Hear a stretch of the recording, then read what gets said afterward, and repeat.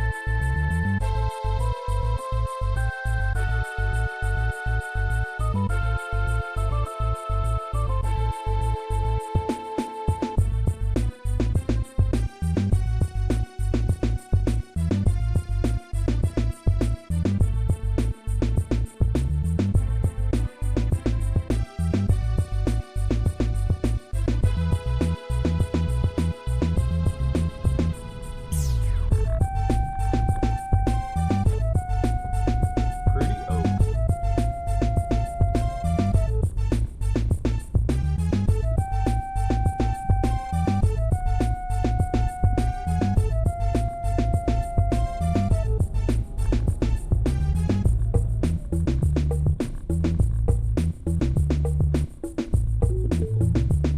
Your destination is on the right.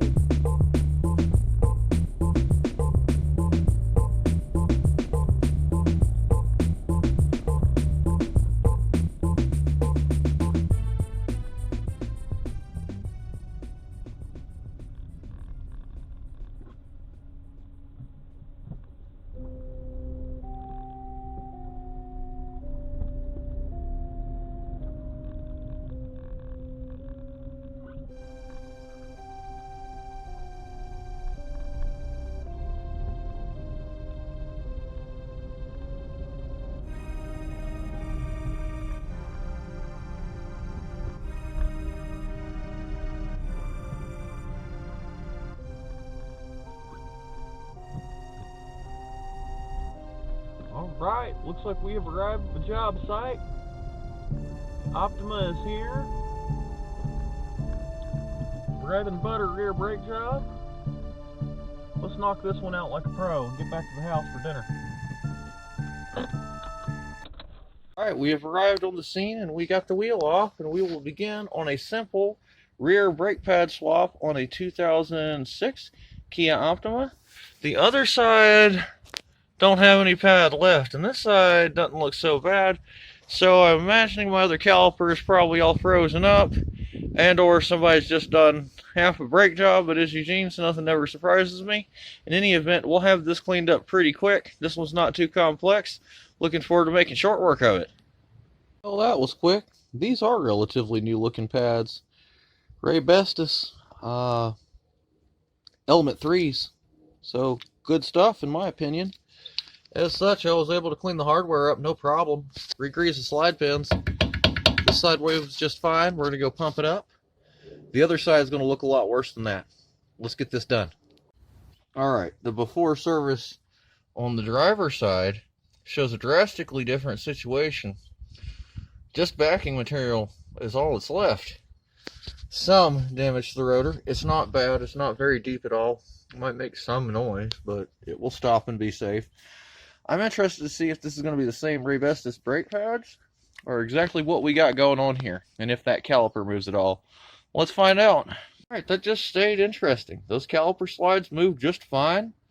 There's no leakage. The caliper wasn't stuck. It ran back in for me. So, brake job done. I'm confident in it. I told the customer about monitoring for leaks.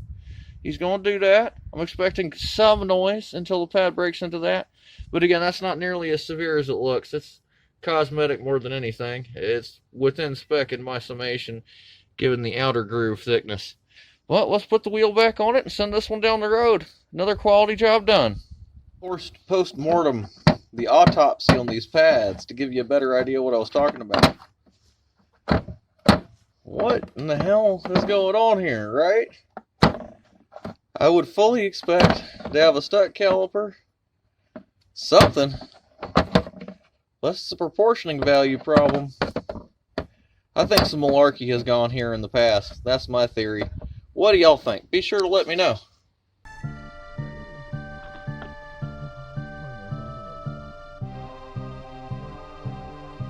Alright, that was cool. That went as easy as it really possibly could have, by any means. I'm always happy for that.